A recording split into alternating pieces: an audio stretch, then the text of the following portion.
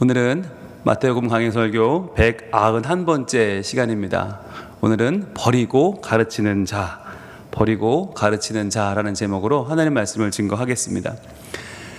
우리가 지난 2주에 걸쳐서 행하며 가르치는 자가 누구인지를 배웠어요. 우리가 분명 말씀에, 오늘 주님 말씀에 누구든지 가르치는 자, 그런데 어떻게 가르쳐요?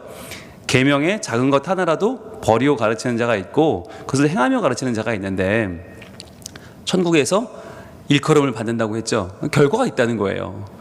여러분, 이게 참 놀라운 일은 이 땅에서 행했는데 천국에서 결과가 있다는 거예요.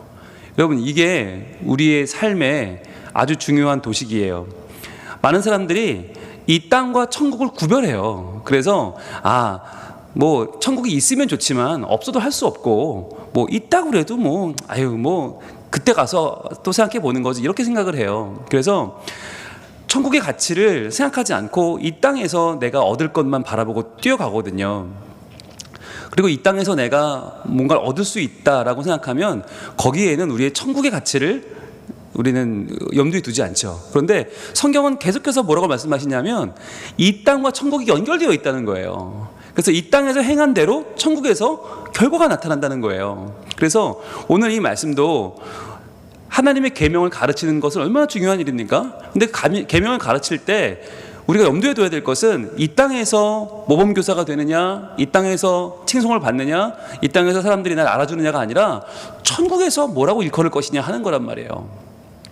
그런데 우리가 지난 2주에 걸쳐 본 바로는 행하며 가르치는, 이 계명을 행하며 가르치는 좋은 교사는 누구라고 그랬어요? 예수님이라고 그랬어요. 이게 인간은 불가능하다. 인간은 행하며 가르치는 것이 불가능하다. 왜냐하면 우리는 말과 행실이 동일할 수가 없기 때문에, 그것이 인간의 한계이기 때문에 그렇다라고 말씀드렸어요. 그래서 우리가 이 마태복음을 자꾸 복음으로 읽지 않고 율법으로 읽는 경우가 많다. 그래서 내가 조금 더 노력해야지, 내가 좀 더 잘하면 잘할 수 있을 거야. 여러분, 그런데 이런 생각이 왜 잘못됐을까요? 어떤 분들은 그래요. 아니, 열심히 사는 게 왜 잘못됐냐? 열심히 살아서 좋은 결과 맺으면 좋은 거 아니냐? 그것도 복음이지. 왜 하필이면 자꾸 인간은 못한다, 안 된다, 불가능하다, 연약하다, 죄인이다, 그런 얘기만 하고 왜 안 된다고 하냐? 왜 예수님은 된다고 그러냐? 여러분, 근데 왜 그러겠어요? 왜 그런 겁니까? 여러분, 우리가 죄성을 극복할 수 있어요. 네, 여러분 말이 맞아요. 우리가 노력하면, 열심히 노력하면 내가 다른 사람보다 조금 더 선하게 살 수 있고요, 내가 열심히 노력하면 인간의 연약함도 조금 이겨낼 수 있어요. 맞아요. 그런데 여러분, 그건 또 다른 실패예요. 왜냐하면 그 자리에 뭐가 들어가요? 내 죄가 사라진 자리에 뭐가 들어가요? 내가 했다라고 하는 자의식이 들어가요. 교만이 들어가요. 그래서 인간이 또 넘어지는 거예요. 이게 죄로 넘어지나 교만으로 넘어지나 큰 차이가 없어요. 이 교만이라는 게 자기 숭배거든요. 자기 숭배가 뭐냐면 하나님을 숭배해야 될 내 삶이, 하나님을 바라봐야 될 내 시선이 나에게 꽂히는 거예요. 나에게서 만족을 찾는 거예요. 이만하면 좋다는 거죠. 이만하면 됐다. 여러분, 그것처럼 신앙에 두려운 것이 없어요. 그래서 우리는 끝까지 이 마태복음을 볼 때 인간의 노력으로 이룰 수 있는 인간의 책, 율법이 아니라 이것을 인간이 조금 더 수양하고 돌을 닦아서 뭔가 좀 나보다 나아지자, 내가 도사가 되고 내가 군자가 되자는 책이 아니라 인간의 연약함을 뚫고 다가오셔서 나를 만나주시는 예수 그리스도에 대한 복음으로 읽어야 되는 이유는 뭐냐면, 그래야만 우리의 현실은 너무나 형편없고 부족하고 죄인이지만 그러나 그 가운데에서 찾아오시는 예수 그리스도를 맞이할 수 있는 거예요. 여러분, 거기서 변화가 일어나는 것이지, 내가 남보다 선하게 살아야지, 내가 착하게 살아봐야지, 내가 뭔가 좀 연약함을 이겨내봐야지. 여러분, 그렇게 해서 이겨낸들, 그것 또 하나의 나에게 벽을 쌓는 것이고 또 하나의 나의 성을 쌓는 거라니까요.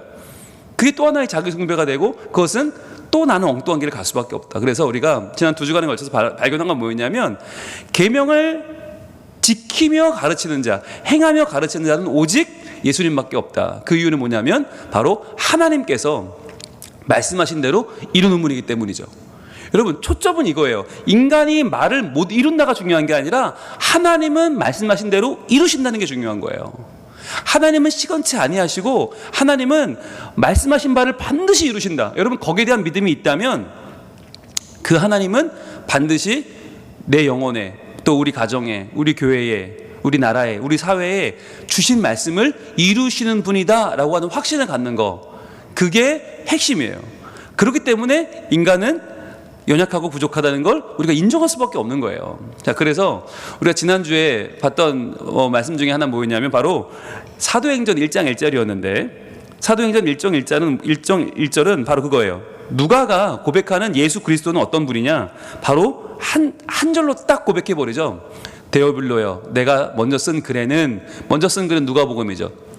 무릇 예수께서 행하시며 가르치기를 시작하신부터, 이렇게 말하잖아요. 예수님은 누구냐? 행하시며 가르치시는 분이다. 이게 무슨 말이냐면 그분은 하나님이라는 뜻이에요. 하나님은 말씀하신 대로 행하시잖아요.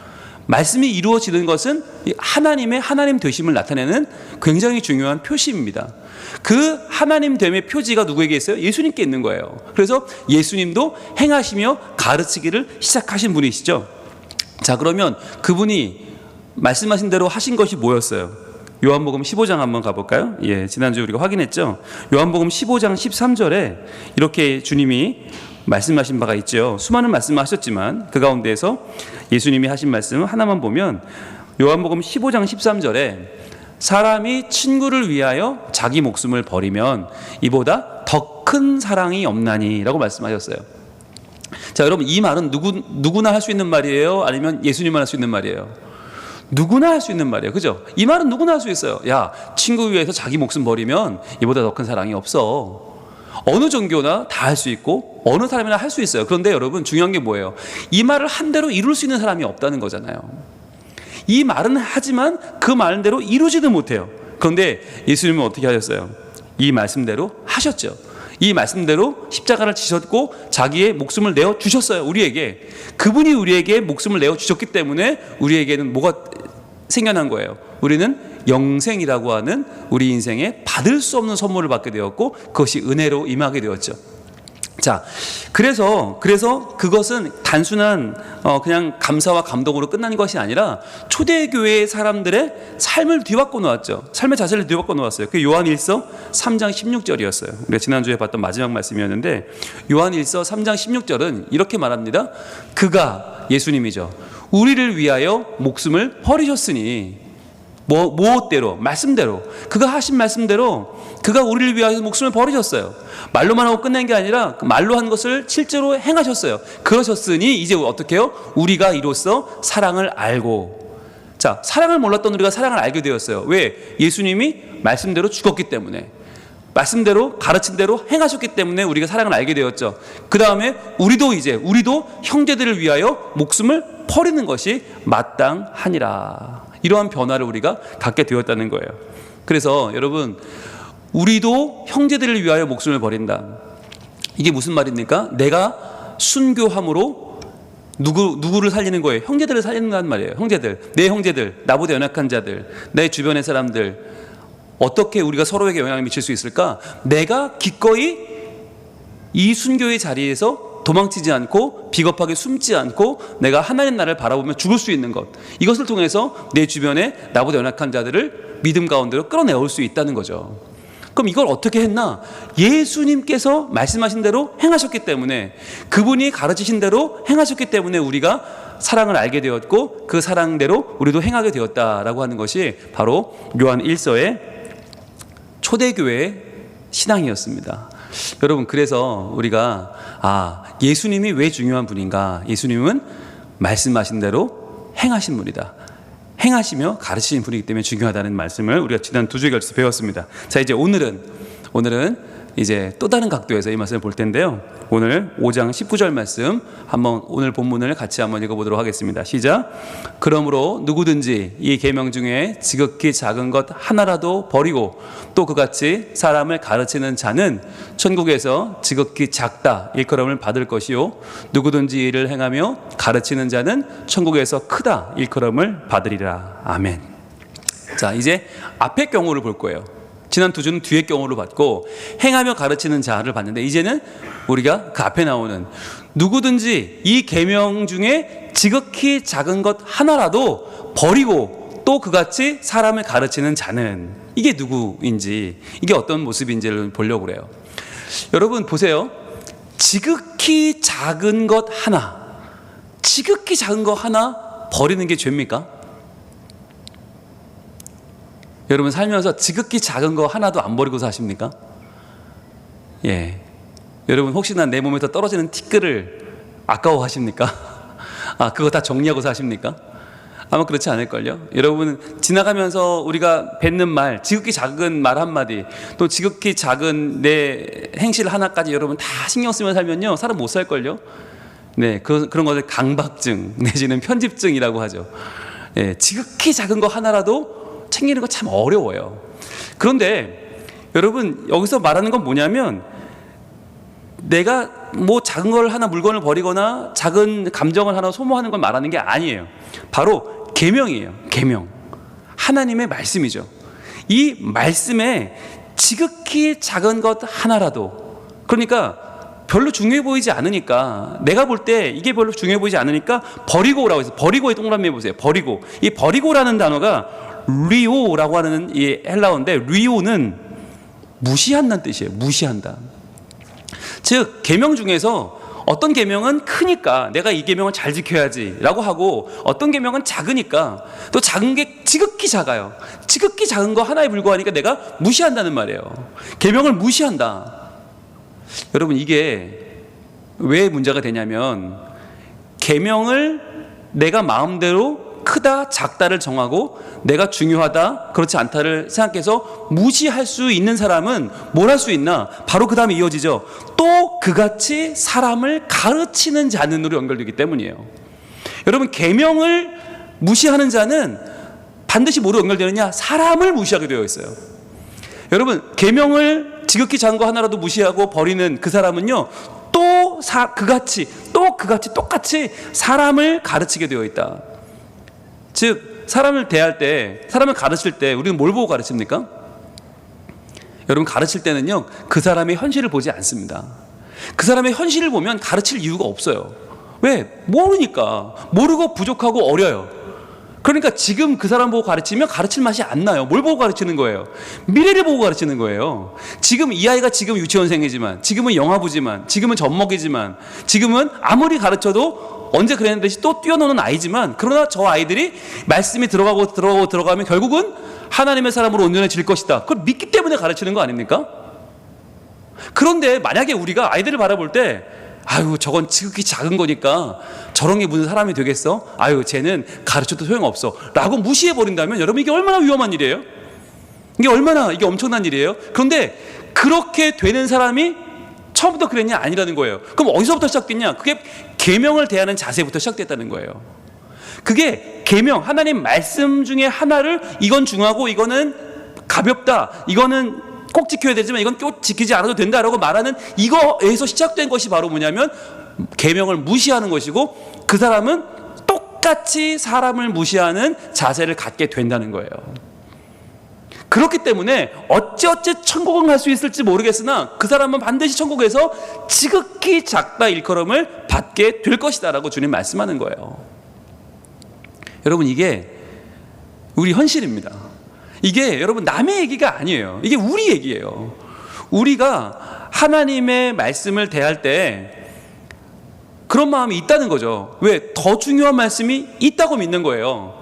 마치 요한복음 3장 16절은 매우 중요하고, 시편 1편은 매우 중요하고, 시편 23편은 매우 중요한데, 여러분 시편 23편은 줄줄 외우잖아요 우리가. 근데 24편은 외우세요? 네, 한 단어도 모를걸요? 22편은요 한 단어도 몰라요. 그러니까 우리가 그런 식이라는 거예요. 마치 어떤 말씀은 굉장히 중요하게 여기고, 그 말씀은 굉장히 이거는 뭐 죽었다 깨어나도 지켜야 돼 라고 하는데, 어떤 말씀은 알지도 못해. 관심조차 없어. 그게 우리 현실이란 말이에요. 그런데 이러한 현실이 당연한 게 아니다라고 말씀하는 거예요. 이게 너무나 당연하고 이게 그럴 수밖에 없는 거지 뭐 라고 받아들이게 되면, 그럼 우리 마음이 자연적으로 하나님 말씀을 어떤 건 더 위대한 말씀이고, 어떤 건 더 지켜야 될 말씀이고, 어떤 건 안 지켜도 되는 말씀인 것처럼 그렇게 나누게 되면서, 그러면서 우리의 삶이 사람을 바라보는 눈도 이중적이 되고 삼중적이 되고 갈라져 버린다라고 하는 거예요. 그래서 우리에게 중요한 것이 뭐냐? 균형을 유지하는 것입니다. 균형. 그래서 여러분, 제가 저희 교회 와서 담임 목사가 되고 처음 시작한 것이 뭔지 여러분 기억나십니까? 네. 다음 세대 사역은 1년 후에 시작했고요. 네. 건축도 천천히 했어요. 제일 먼저 시작한 게 뭐였냐면 하루 한 장이었어요. 하루 한 장을 시작했어요. 그러면서 제가 정말 열정을 다한 게 하루 한 장이었고, 그게 한 바퀴를 돌고 시즌 1을 끝내고 시즌 2를 하고 있는데, 여러분, 왜 여러분의 담임 목사는 부임하자마자 하루 한 장을 시작했을까? 그게 저희 부목사 때 꿈이었어요. 제가 부목사를 하면서 정말 꿈 중에 꿈이 뭐였냐? 하루 한 장이었어요. 저는 부목사 때 하루 한 장을 시작했어요. 이미 시작했어요. 그런데 부목사다 보니까 새벽 설교를 하는 날이 있고 안 하는 날이 있어요. 제가 다 할 수가 없잖아요. 부목사가 8명인지 내가 어떻게 다 해요. 어쩌다 한 번 찾아오니까 그 어쩌다 한 번 하는 날 정말 열심히 준비해서 그거 하나를 이제 준비해서 유튜브에 올리는 거예요. 그러니까 구멍이 많죠. 듬성듬성, 진짜 정말 듬성듬성이죠. 어마어마한, 어떤 책은 정말 한 편도 없고 어떤 책은 좀 몇 개 되고 설교가 이렇게 들어가니까 너무너무 아쉬운 거예요. 야, 내가 담임만 하면 내가 이 설교 강단에 설 수 있는 날이 나에게 허락된다면 나는 정말 이걸 할 거야, 하고 싶어. 그 마음을 가지고 제가 부임해서 4년 동안 월화수목금토 일주일 한 번도 안 쉬고 제가 그걸 했잖아요. 그래서 구약을 끝날 때까지 제가 주 6회 새벽 설교를 했는데, 왜 그랬나? 저는 여러분들에게 그 말씀을 드리고 싶었어요. 성경에는 중요한 말씀과 중요하지 않은 말씀이 없다는 거죠.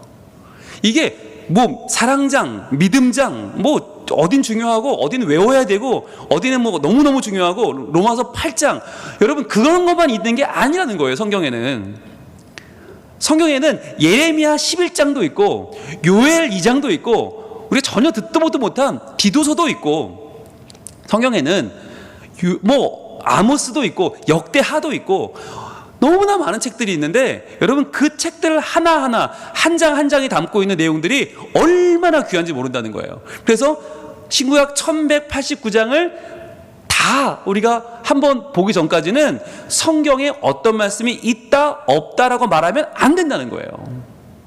그런데 수많은 사람들이 어떤 사람들은 구약이 중요하다, 어떤 사람들은 신약이 중요하다, 어떤 사람들은 토라가 중요하다, 모세오경이 중요하다, 어떤 사람들은 역사서가 중요하다, 시가서가 중요하다, 선지서가 중요하다, 아니다 복음서가 중요하다, 뭐 서신서가 중요하다, 계시록이 중요하다, 정말 5만 가지 사람들이 다 있어요.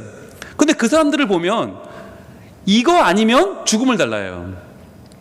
네, 제가 하루 한 장 하면서 가장 많이 시험에 들었던 때가 요한계시록이었는데, 예, 왜 그랬을까요? 주변에서 다 말리는 거예요. 근데 그 사람들 말이 얼마나 웃긴지 아세요? 네가 뭔데 요한계시록을 강의해? 였어요. 요한계시록은 우리 거야. 예, 일부 사람들이 요한계시록을 건드리면 큰일 나, 세상이 망해, 이런 식으로 마치 손대면 안 되는 것처럼 말씀하는 분이 너무 많은 거예요. 예. 물론 그분이 저한테 그렇게 말은 안 했지만, 네가 뭔데라고는 안 했지만 그분의 말을 종합하면 결국은 그 말이었어요. 포기해라 였어요. 네, 네가 뭔데 였어요. 너무너무 화가 나는 거예요. 아니, 하나님의 말씀이 어디는 설교해도 되고 어디는 안 되고 어디는 뭐 다뤄도 되고 어디는 다루면 안 되고, 여러분 그런 말씀은 없어요. 하나님이 주신 성경 말씀은 다 중요하다는 거예요. 뭐든지 다 중요해. 그런데 어떤 사람들은 계시록은 매우 중요하고 나머지는 별로 안 중요하다. 어떤 교회 가면 설교 안 하는 본문들이 너무 많은 거예요. 그러니까 교인들이 알 수가 없죠. 어떤 본문은 너무 많이 설교하고 그러니까 박사가 됐는데 어떤 본문은 너무 설교하지 않아. 그래서 제가 주일도 수요일도 물론 중요하죠. 그런데 여러분, 주일, 수요일, 새벽 중에서 가장 꾸준히 우리가 말씀을 전하고 듣고 익히고 공부할 수 있는 시간은 새벽이라고 저는 믿었어요. 왜? 숫자가 많으니까.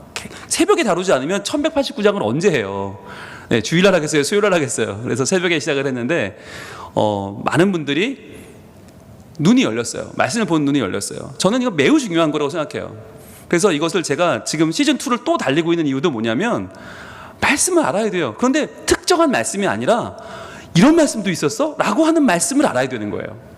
왜? 그것을 우리가 무시하고 버리다 보면, 하나님 말씀을 버리는 게 습관이 되면 사람도 버린다니까요. 내가 볼 때 저 사람은 돈도 많고 사회적 지위도 있고, 저 사람은 겉도 번들을 하고 옷도 잘 입었으니까 저 사람은 소중한 사람, 저 사람은 별로 그렇게 보이지 않아. 저 사람은 교회도 온 지 얼마 안 되는 것 같고, 저 사람은 정신도 온전치 않은 것 같고, 저 사람은 뭐 해 먹다 온 사람인지 모르겠어. 사람들을 다르게 보게 된다니까요. 이게 연결되어 있어요. 말씀을 대하는 자세와 사람을 대하는 자세가 연결되어 있어요.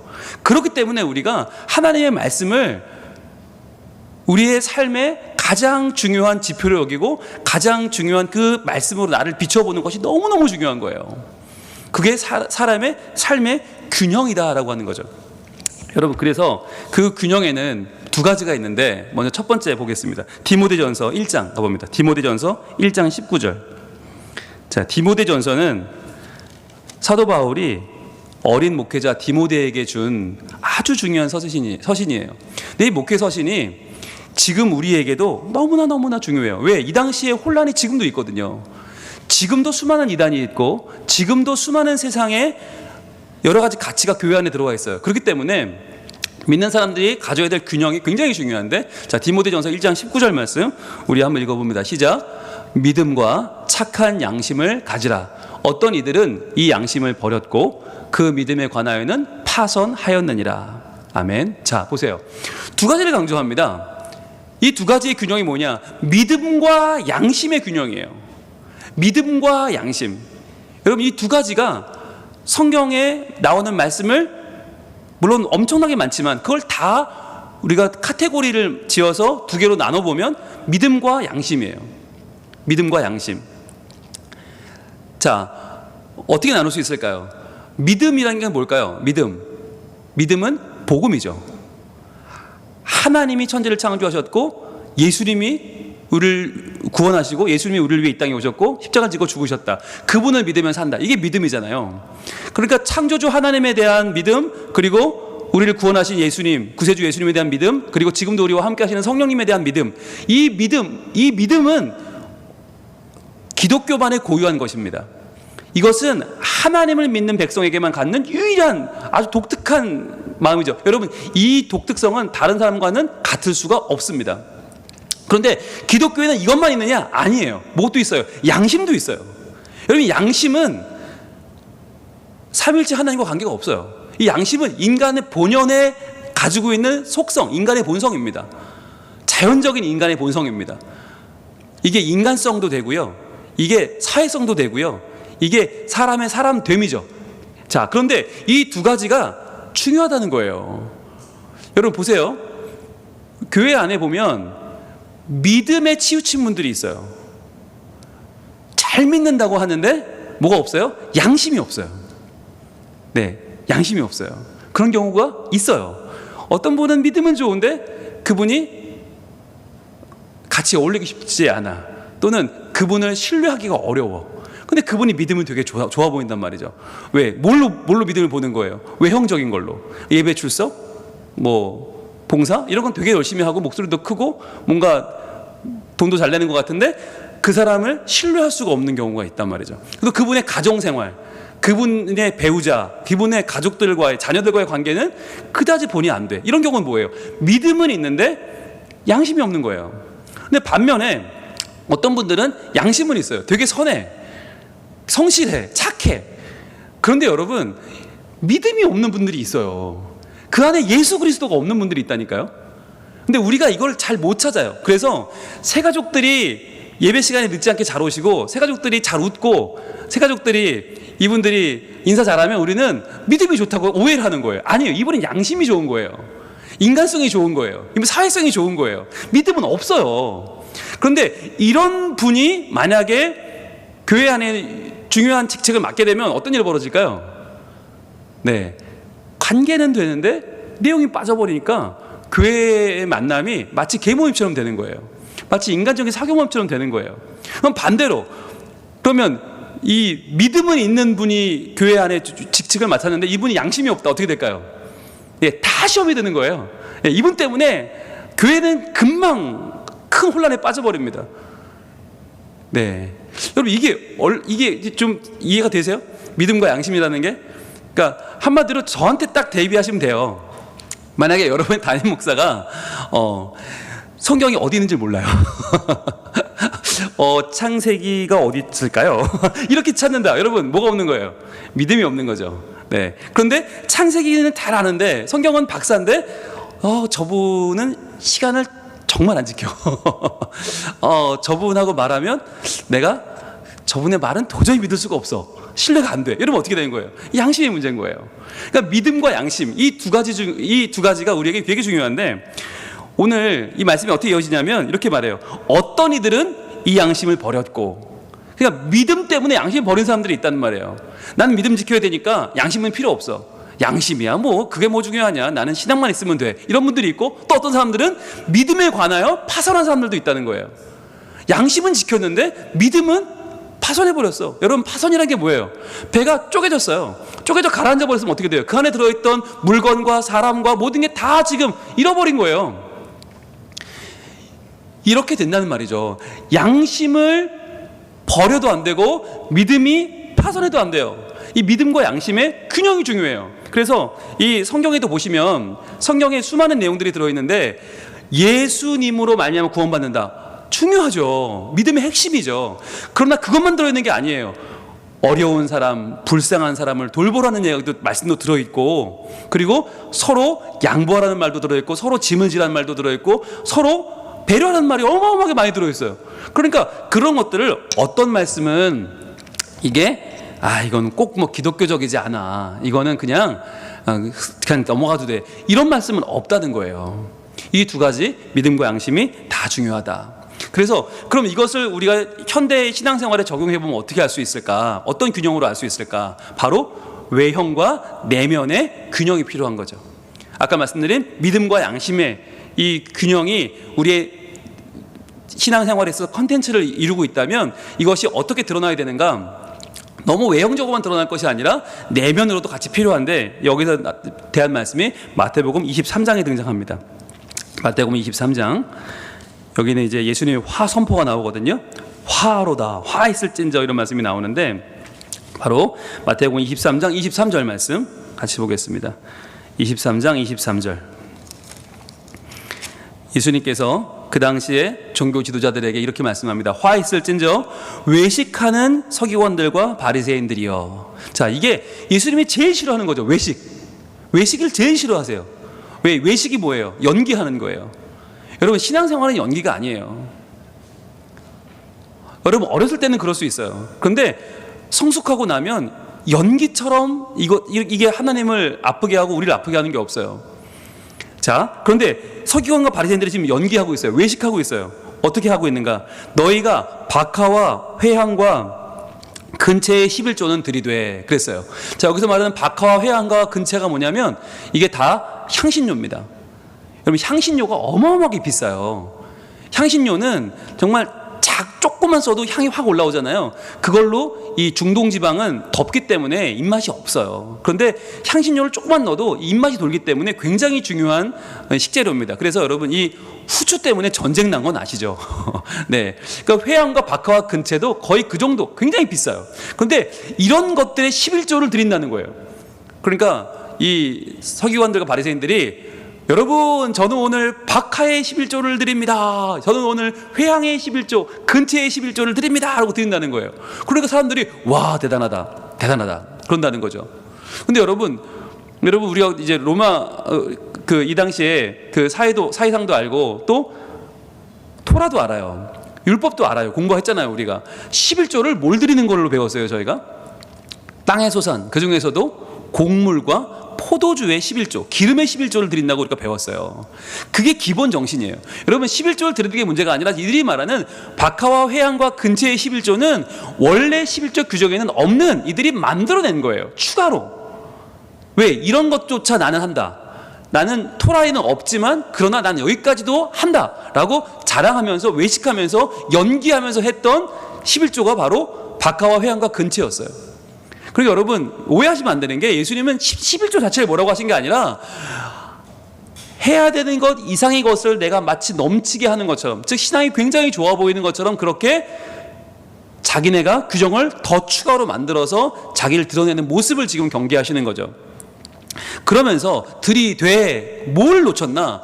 율법에 더 중한 바, 더 중요하고 더 무거운 거, 더 우리가 신경 써야 되는 게 뭐예요? 바로 정의와 긍휼과 믿음은 버렸도다 그랬어요. 자, 동그라미 해보세요. 정의와 긍휼과 믿음. 여러분, 정의와 긍휼과 믿음이 눈에 보입니까? 안 보입니다. 근데 뭘 보입니까? 그 앞에 세 가지, 박하와 회항과 근체는 보입니다. 동그라미 해보세요. 박하와 회항과 근체는 눈에 보여요. 즉 외식은 뭐냐면, 연기가 뭐냐면 내면의 것을 버리고 무시하고 외면의 것을 중시하는 거예요. 겉으로 드러나는 것은 대단히 중요하게 여기고 내면은 버리는 것. 그래서 박하와 회항과 근체는 드러나는데 정의와 긍휼과 믿음은 사라져버리는 거예요. 여러분, 여기서 중요한 게 뭐냐면 박하와 회항과 근체를 요즘 우리가 먹나요? 네. 박하사탕 드시는 분이 계시는지 모르겠지만 우리가 지금 밥 먹을 때 식탁 위에 박하와 회항과 근체를 놓고 먹지는 않잖아요. 무슨 말이냐면 이들이 지금 신경 쓰고 있는, 보여주려고 하고 있는 것들은요, 그 시대, 그 문화권에서만 유용한 것들, 즉 그때만 잠깐 필요한 것이지 시간과 공간을 초월해서, 역사와 문화를 초월해서 모든 이들에게 필요한 것은 아니에요. 그런데 여러분 보이세요? 정의와 긍휼과 믿음은 어때요? 이건 눈에는 보이지 않지만 지금 우리에게도 목숨처럼 중요한 거예요. 뭐냐면 보이지 않는 것은 시대를 초월한다는 얘기예요. 공간을 초월하고 역사와 문화를 초월해서 그것은 모든 사람에게 다 필요하다. 무슨 말씀을 드리고 싶은 걸까요? 하나님은 보이지 않으시잖아요. 왜 보이지 않으시는가? 여러분, 보이지 않는 그분이 눈에 보이는 돈과 명예와 성공보다 훨씬 더 중요하고 건강과 사람들의 인정보다 훨씬 더 중요한 이유가 뭐냐? 눈에 보이는 것은 제한적이고 그것은 잠깐 있다 없어지는 안개와도 같아요. 그러나 보이지 않는 하나님은 너무나 중요한 분이죠. 우리의 생명 같은 분이죠. 마찬가지로 지금 이들이 중요하게 외식하며 보여주는 박하와 회항과 근체는 잠깐 있다 없어질 거예요. 그건 자랑거리가 아닌 거예요. 도리어 그것을 조금 덜 하더라도 뭘 해야 됩니까? 정의와 긍휼과 믿음을 지켜야 되는데 이들은 지금 정의와 긍휼과 믿음을 버린 거죠. 여러분, 이것이 개역 성경에는 의와 인과 신을 버렸도다 이렇게 나와요. 의와 인과 신. 그때는 이게 무슨 말인지 몰랐어요. 그러니까 한자어가 너무 우리에게 많이 익숙하기 때문에 의와 인과 신. 그런데 그것을 이제 개역 개정은 번역을 달리해서 정의와 긍휼과 믿음이라고 정확하게 알려주고 있습니다. 즉 우리가 살아갈 때 정말 중요한 것은 보이지 않는 것이다. 여러분, 정의, 이게 뭐예요? 바르게 살려고 노력하는 거. 누가 시켜서가 아니에요. 누가 봐서가 아니에요. 누가 지적해서가 아니에요. 벌 받는 게 두려워서가 아니라 내가 하나님의 사람이니까, 정의로운 하나님의 백성이니까 내가 정의롭게 살아가는 것. 그리고 긍휼이 뭐예요? 긍휼은 넘치게 부어주는 사랑이에요. 넘치게 부어주는 사랑. 바로 구약의 헤세드의 번역이 바로 오늘 이 긍휼입니다. 하나님이 주시는 넘치는 사랑, 그 사랑을 내가 받았으니 나도 그 사랑을 주며 사는 것. 그러니까 여러분, 이게 정의가 소극적 개념이라면 긍휼은 적극적인 개념이죠. 정의를 뛰어넘는 거, 내가 줘야 될 만큼만 주는 게 정의라면 그 이상을 주는 게 긍휼이죠. 자, 그런데 그렇게 긍휼을 행할 수 있는 이유는 뭐예요? 믿음 때문이에요. 믿음. 하나님이 나에게 이미 넘치게 주셨고 하나님은 앞으로 나에게 넘치는 하나님의 사랑과 하나님의 영생을 허락하실 줄을 믿기 때문에 내가 정의를 뛰어넘는 긍휼을 행할 수 있는 거예요. 그게 있냐는 거예요. 그게 있냐. 여러분, 그렇기 때문에 여기서 우리가 정말 중요하게 여겨야 될 게 뭐냐면 보이지 않는 가치예요. 눈에 보이는 거, 그거 몇 가지 했다고 해서 그게 내 신앙의 지표일 수가 없다. 그러니까 눈에 보이는 몇 가지 중요해요. 그래요. 그거 하지 말자는 게 아니에요. 왜냐하면 주님 뭐라고 말씀하세요? 그러나, 이렇게 말씀하시죠. 그러나 이것도 행하고 저것도 버리지 말아야 할지니라. 그렇게 말씀하시죠. 네, 그러니까 이건 왜 이렇게 했을까요? 어떤 사람들은 또 치우쳐요. 그래서 균형을 또 깨. 거봐 예수님은 보이지 않는 게 중요하다고 그러잖아. 보이는 거 필요 없어. 11조 하지 마. 주일 주석 필요 없어. 뭐 봉사할 필요 없어. 이런 사람들도 있거든요. 주님은 거기에 대해서 또 경계하시는 거예요. 아니, 그거 아니야. 내가 하지 말라는 게 아니야. 그래, 박하, 근체, 뭐 회항, 그래, 뭐 다 해. 뭐 없으면 뭐 초콜릿도 하고 뭐 너희가 먹는 뭐 MSG도 하고 다 해. 괜찮아. 하되 이것도 하고 저것도 버리지 말아야 돼. 즉 이것도 중요하고 저것도 무시하면 안 된다는 거예요. 하나님의 계명을 우리가 받되 그것을 중요하게 받고 그것을 우리가 겉모습도 버릴 게 아니지만 그러나 우리의 겉모습과 함께 우리의 속모습도 함께 만들어가는 인생. 그래서 여러분 겉은 이렇게 많이 올라와 있는데 속이 너무 약하면 어떻게 해요? 반드시 무너집니다. 함께 세워가야 이게 든든하게 서죠. 그것처럼 건물이 겉은 멀쩡한데 속이 없으면 푹 꺼지고 말아요. 그래서 함께 만들어 가라는 거예요. 그렇게 만들어 가면서 우리가 어떻게 살아야 되는지를 보여주는 말씀이 그 다음 24절 말씀이 이렇게 이어집니다. 맹인된 인도자여. 자, 그 당시 종교 지도자들 인도자 아닙니까? 근데 인도자인데 맹인이야. 왜? 뭐가 중요한지 몰라요. 보지만 못 봐요. 그래서 하루살이는 걸러내고 낙타는 삼키는도다. 이게 무슨 말이냐면 여러분 이 당시에 포도주가 유일한 이 당시의 식수입니다. 물이 없습니다. 물이 없고 포도주를 마시는데 포도주를 마실 때 여러분 포도주가 달잖아요. 그러니까 거기 뭐 모기도 꼬이고 파리도 꼬이고 벌레들이 꼬일 거 아니에요. 그래서 그걸 먹으면 어때요? 부정해지는 거 아니에요 우리가. 그러니까 채로 걸릅니다. 포도주를 마실 때 이렇게 채로 걸러가지고 벌레들은 빼고 포도주를 마시는데 이게 이 당시 사람들에게는 너무나 익숙한 율법적인 행위인 거예요. 너무나 익숙한 거예요. 포도주 마실 때는 항상 체에 걸러 먹는다. 왜? 내가 부정해질까 봐. 그런데 그렇게 하루살이는 걸러내면서 정작 낙타는 삼키고 있지 않냐 너희가. 예. 여기 나온 헬라어가 카멜론이에요. 카멜론. 여러분 카멜, 낙타. 이 낙타는 어떻게 삼킬까요 우리가? 예, 말도 안 되죠. 근데 왜 말도 안 되는 얘기까지 예수님이 하시면서 우리에게 이렇게 강조하시나? 너희가 그 아무것도 아닌 거는 걸러내고 신경 쓰고 그렇게 중요하게 여기면서 정작 중요한 건 다 놓치고 있다는 거죠. 여러분 어떻게 살아야겠습니까?